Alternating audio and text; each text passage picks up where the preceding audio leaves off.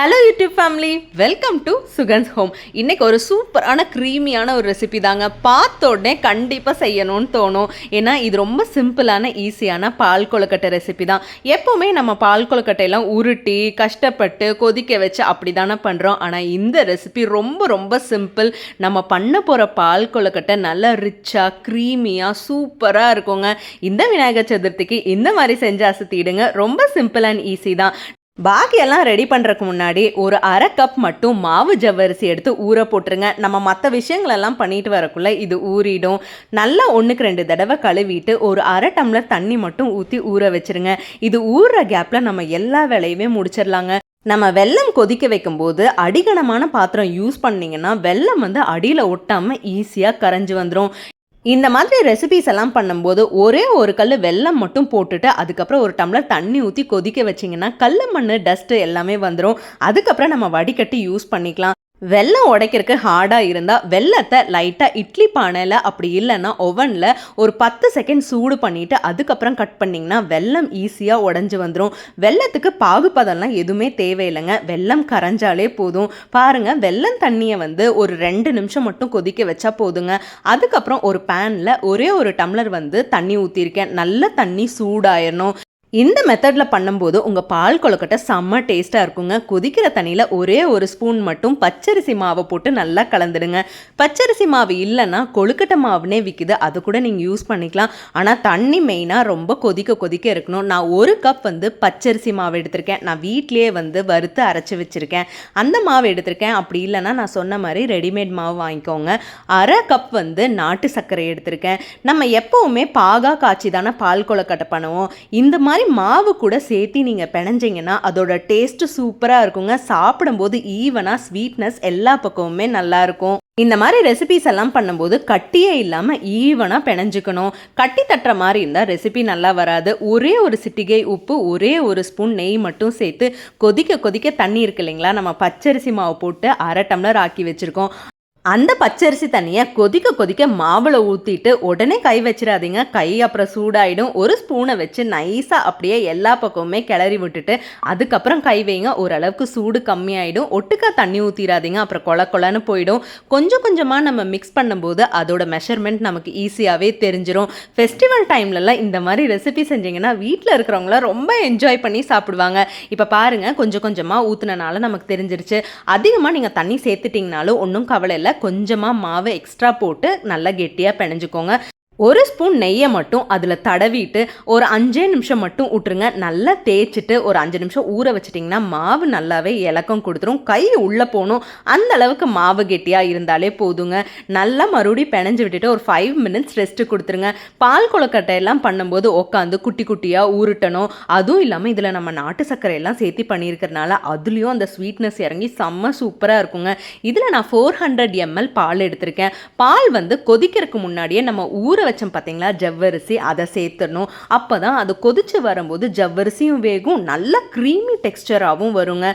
கை மட்டும் எடுக்காமல் நல்லா கலந்து விட்டுக்கிட்டே இருக்கணும். நம்ம வீட்டில் முறுக்கு புளியிற அச்சு இருக்கும் இல்லையா, அதில் கொஞ்சோண்டு நெய் தடவி நம்ம ரெடி பண்ணியிருக்கிற அந்த மாவை அதுக்குள்ளே போட்டு ப்ரெஸ் பண்ணணுங்க. அதுக்கு முன்னாடி எண்ணெயை எல்லா பக்கமுமே படுற மாதிரி நம்ம தேய்ச்சி விடணும். நான் நெய் தேய்ச்சிருக்கேன். உங்களுக்கு எண்ணெய் இருந்தாலும் நீங்கள் யூஸ் பண்ணிக்கலாம்.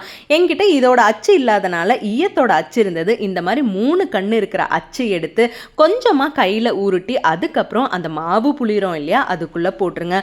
ரொம்ப ஃபாஸ்ட்டாலாம் புளியக்கூடாதுங்க. ஸ்கிப் பண்ணாமல் வீடியோவை லாஸ்ட் வரைக்கும் பார்த்தீங்கன்னா இந்த விநாயகர் சதுர்த்திக்கு உங்கள் வீட்டில் சூப்பரான சுவையான பால் கொழுக்கட்டை ரொம்ப டிஃப்ரெண்ட்டாக இருக்குங்க. இது வரைக்கும் யாருமே இந்த மாதிரி செஞ்சதில்ல. அவ்வளோ டேஸ்டியாக சூப்பராக இருக்கும். இப்போ ஜவ்வரிசியும் 70% வெந்துருச்சு. நீங்கள் உடனே அழுத்தம் கொடுத்து நல்லா ப்ரெஸ் பண்ணிங்கன்னா எல்லாமே அப்படியே விழுந்துடும். சின்னதாக அப்படியே திருப்பி விட்டிங்கன்னா கொஞ்சம் வரும் பாருங்கள். கையில் இழுத்தாலே வந்துடும். இந்த மெத்தடில் நீங்கள் பண்ணும்போது கஷ்டப்பட்டு உருண்டை பிடிக்கணுங்கிற அவசியமே இல்லைங்க. ரொம்ப சிம்பிள் அண்ட் ஈஸியாக வேலையை முடிச்சிடலாம். டைரெக்டாக நீங்கள் கொதிக்கிற பாலில் போட்டுட்டிங்கன்னா நமக்கு வேலையும் சுலபமாக முடிஞ்சிடும். தட்டில் போட்டு மறுபடியும் அதை எடுத்து பாலில் கொட்டிட்டு அது கொஞ்சம் கஷ்டமாக இருக்கும். ஆனால் நீங்கள் இந்த வேலையை சீக்கிரம் பண்ணாதான் பால் கொதிக்கும் போது அந்த மாவு வந்து ஈவனாக வேகும். நம்மளோடது கொஞ்சம் சன்னமாக இருக்கிறனால சீக்கிரமாகவே வெந்துருங்க. கொஞ்சம் கொஞ்சமாக திருப்பி விட்டு நான் பண்ணுற மாதிரி சேமாக பண்ணிங்கன்னா கை வலிக்க நீங்கள் உருண்டை பண்ணணுங்கிற அவசியமே இல்லை. சூப்பரான க்ரீமியான பால் கொழுக்கட்டை பண்ணலாம். அந்த மெத்தட் பண்ணுறதுக்கு விருப்பம் இல்லைன்னா கொஞ்சம் கொஞ்சமாக எடுத்து கையில் இந்த மாதிரி தடவினீங்கன்னா பார்க்கவும் நூடுல்ஸ் மாதிரி இருக்கும். குழந்தைங்களாம் ரொம்ப விரும்பி சாப்பிடுவாங்க. பண்டிகை நாட்களில் இந்த மாதிரி விதவிதமாக செஞ்சு கொடுத்தா குழந்தைங்கலேருந்து பெரியவங்க வரைக்கும் ரொம்ப விரும்பி சாப்பிடுவாங்க. இது கொஞ்சம் டிஃப்ரெண்ட்டாக கூட இருக்குங்க. கடைசியாக கொஞ்சமாக மாவை அப்படியே விட்டுருங்க. ஒரு கிண்ணியில் வெதுவெதுப்பான தண்ணியில் கொஞ்சமாக மாவு எடுத்து நல்லா கரைச்சி அந்த கலவையோடு சேர்த்துருங்க. நல்லா கொதிச்சு வரும்போது கெட்டியாக வரும். நீங்கள் மாவெல்லாம் பிழிஞ்சு விட்டுட்டு உடனே கரண்டியை போடக்கூடாது. லைட்டாக இப்படி தூக்கி மட்டும் விடணுங்க. அப்போ தான் களையாமல் முழுசாக பார்க்கறக்கு அப்படியே நூடுல்ஸ் மாதிரியே இருக்குங்க. பால் கலக்கட்டைன்னு சொல்லி நீங்கள் சொன்னால் தான் எல்லாருமே நம்புவாங்க. ஏன்னா அவ்வளோ டேஸ்ட்டாக க்ரீமியாக அந்த டெக்ஸ்சர் பார்க்கும்போதே அவ்வளோ சூப்பராக இருக்கும். பால் பாருங்கள் எவ்வளோ நல்லா கெட்டியாயிடுச்சு. அதுவும் அந்த ஜவ்வரிசியெல்லாம் வெந்து இந்த பால் கொழுக்கட்டையோட சேர்ந்து கலக்கும் போது பார்க்கவே அவ்வளோ சூப்பராக இருக்குங்க. இப்போ நம்ம கலந்த கலவையும் இது கூட ஊற்றிடலாம். அப்போ இனியும் நமக்கு வந்து அந்த கெட்டியான டெக்ஸ்சர் கிடைக்கும். அந்த கலரும் பார்க்கறக்கு அழகாக இருக்கும். இப்போது மாவெல்லாம் வந்து 5 மினிட்ஸ் வெந்தாலே போதுங்க. இப்போ எல்லாமே ஈவனாக வெந்துருச்சு. நம்ம கரண்டி விட்டு கலக்கினாலும் இப்போ அது கலையாது. கடைசியாக நம்ம கொதிக்க வச்ச வெல்லம் தண்ணியை ஊற்றுறோம். பார்க்கறக்கு திரிஞ்ச மாதிரி இருக்கும். பயப்படாதீங்க. நம்ம கரண்டியை வச்சு கலக்கும் போது ஈஸியாக கலந்து வந்துடும். சுட சுட பாகை மட்டும் சேர்த்தக்கூடாது.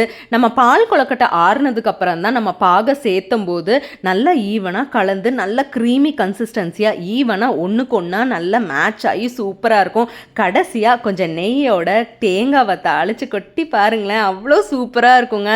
நம்ம நார்மல் தேங்காய் கூட யூஸ் பண்ணிக்கலாம். என்கிட்ட கொஞ்சம் கொப்பரை தேங்காய் இருந்தனால நான் அதை வந்து குட்டி குட்டியாக கட் பண்ணி இதில் சேர்த்துறேங்க. நெய்யோடு சேர்த்து வறுக்கும்போது செம்ம டேஸ்டியாக இருக்கும். இது கூட சுக்கு பவுடர் கொஞ்சம், ஏலக்காய் தூள் கொஞ்சம் மட்டும் சேர்த்திருக்காங்க. ரெண்டுமே ஒவ்வொரு சிட்டிகை தான். ரொம்ப அதிகமாக போட்டால் ஸ்மெல் வந்துடும். அந்த பால் கொழுக்கட்டையோட எஃபெக்டே இருக்காது. நல்லா மிக்ஸ் பண்ணி கொடுத்து பாருங்களேன். சும்மா கம்மன்னு ஒன்றோட ஒன்று கலந்து அந்த நெய்யும் அந்த தேங்காயும் சாப்பிடும்போது அவ்வளோ சூப்பராக இருக்கும். நம்ம சாப்பிடும்போது இடையில இதெல்லாம் கடிக்கும்போது அவ்வளோ சூப்பராக இருக்குங்க. இந்த விநாயகர் சதுர்த்திக்கு என்ன பண்ணுறதுன்னு யோசிச்சுட்டு இருக்கீங்களா? இந்த ரெசிபியை கண்டிப்பாக ட்ரை பண்ணி பாருங்கள். வீட்டில் இருக்கிறவங்களாம் சூப்பராக என்ஜாய் பண்ணி சாப்பிடுவாங்க. வீடியோ பிடிச்சிருந்ததுன்னா லைக் பண்ணி ஷேர் பண்ணுங்கள். என்ன பண்ணுறதுன்னு குழப்பமாக இருக்கிற உங்கள் ஃப்ரெண்ட்ஸுக்கும் இந்த வீடியோவை அனுப்பிச்சுடுங்க. அவங்களுக்கும் இந்த வீடியோ ரொம்ப யூஸ்ஃபுல்லாக இருக்கும்.